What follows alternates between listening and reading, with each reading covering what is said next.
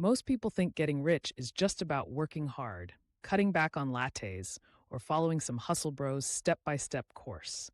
But it's not that simple, and it never was. In this video, Vanessa Tu breaks down what actually separates those who build wealth from those who don't. It's not just money habits, it's mindset, proximity, soft skills, and strategy. Whether you're aiming for a raise, trying to escape debt, or figuring out how to build a life that isn't handcuffed to a paycheck, this conversation lays out what really matters.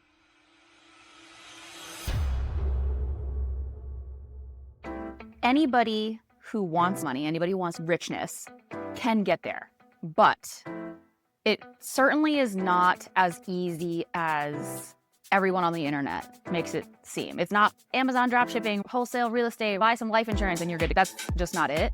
A big conversation we don't talk about is proximity. If you don't have that proximity to people who have money, who've done it, who played the playbook, how are you going to learn it? The process of becoming wealthy, it's available to anyone, but the trajectory and the timeline is very, very different. Something people struggle with realizing is that these changes you'll have to make, they're not permanent. They're only temporary, and you are going to be uncomfortable. It's not going to be fun.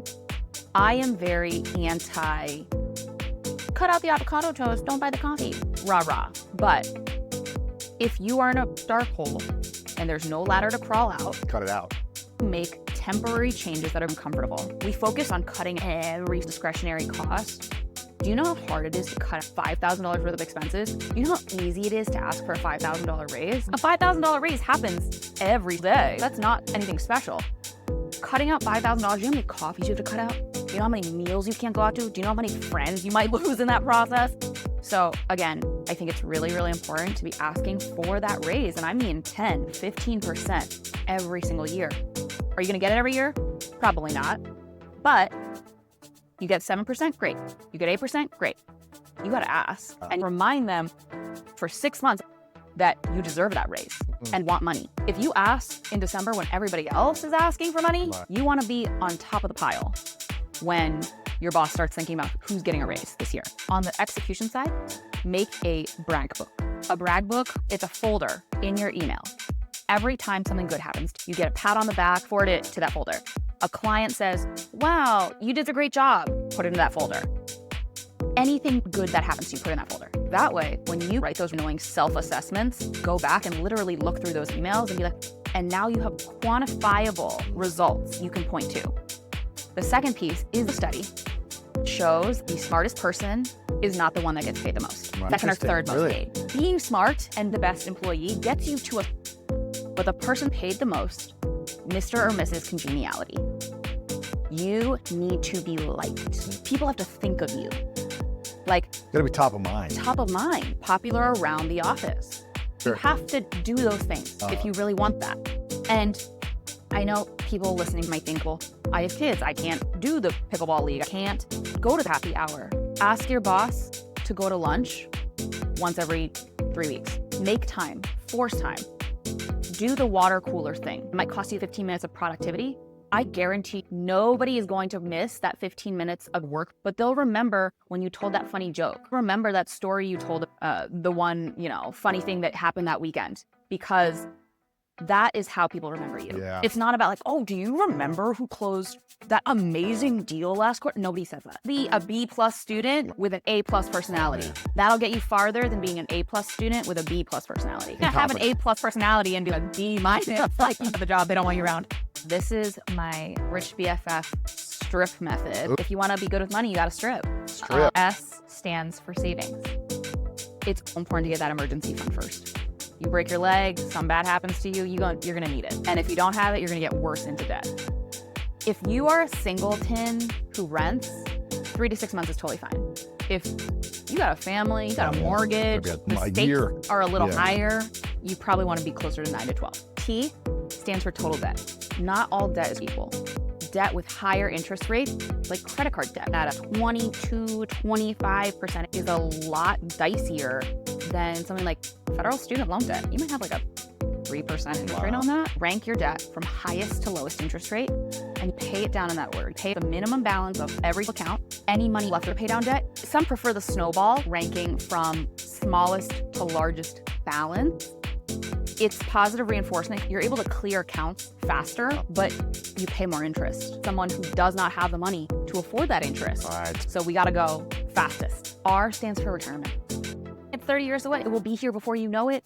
Credit Karma did a survey. Over a quarter of people over the age of 59 have not a dollar saved for retirement. I'll be young forever. Many of those people are in lower paying jobs, not offered employer-sponsored retirement plans. They don't know to create their own. Things happen throughout the years. It is important to think about retirement now. Saving for retirement, investing for retirement, you get tax benefit in a 401k, a Roth 401k, and a Roth IRA. At one point, whether the money is going in or coming out, you don't have to pay taxes. Right. The government wants you to do that. What's in the tax code to incentivize you to take advantage. Don't pay those taxes. Make sure you are saving for retirement because it's legal. Moving on from retirement is the part everybody misses. Everybody puts their cash into retirement accounts, brokerage accounts, and they're I'm done. But no, investing is not putting cash into those accounts. It's actually buying stuff with that money. Put $5,000 into that Roth IRA. I know people who have put that money into their Roth IRA for years, and they never allocated those dollars anywhere. That just sat in a cash fund, and it didn't grow. And people will make comments when I make content about Roth IRAs or 401ks, and they're like, well, I don't know what you're doing, but my money hasn't grown. I'm like, did you invest it? And they were like, yeah, I put it in the Roth IRA. And I'm like, no. Did you buy index funds? Did you buy a mutual fund? Put your money into a target date retirement fund. So you go to the grocery store, which is the brokerage, and you have your cash in your purse, and you walk in. Why is there no food in my fridge? That's what people do. You actually have to go and buy your fruits and your veggies and a couple snacks for yourself. You have to buy those things if you want them in your house. It's one of the biggest mistakes I see over and over again. Invest your money. P stands for plan. You do not get to have your happily ever after if you don't have a plan. Plan for your party. Are you and I retired in Naples, Florida? Or are we retired in Naples, Italy? The numbers for those two don't look the same. Do we help our kids pay for private education, or are we saying take out loans? Do we have a pet? How many cars? How many vacations a year? When we get married, are your parents moving into our house? Do we build a separate in-law suite for them? That all costs money.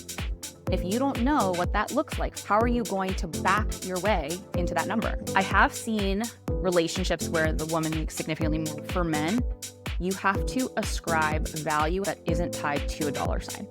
What do you bring to the table aside from just an income?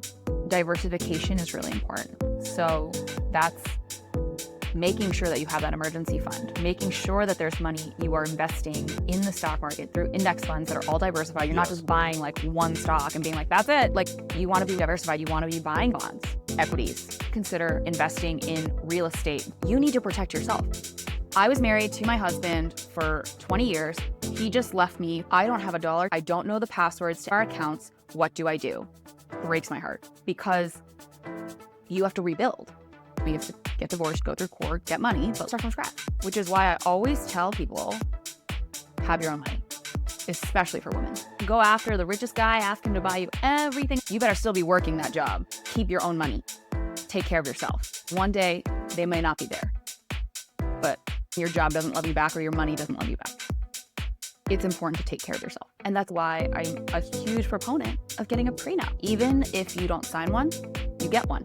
The government gets to write it. I don't trust the government as far as I can throw them. You have a prenup, whether you write it or not. And that is what everybody has to remember. It doesn't have to be a horror movie situation where one person is rich and one is left destitute. A prenup is truly just an agreement when you and your significant other are in a good place to hash out the details now. Like, no one says the negative stuff that they say about prenups about car insurance. Why do you buy car insurance? Because you might get in a crash. No one wants to get in a crash. It's not your fault. But when 50% of marriages are ending in divorce and you're not getting insurance, that's insane. Getting a prenup in writing, like, hey, if I am a more traditional role in the home, you are the breadwinner.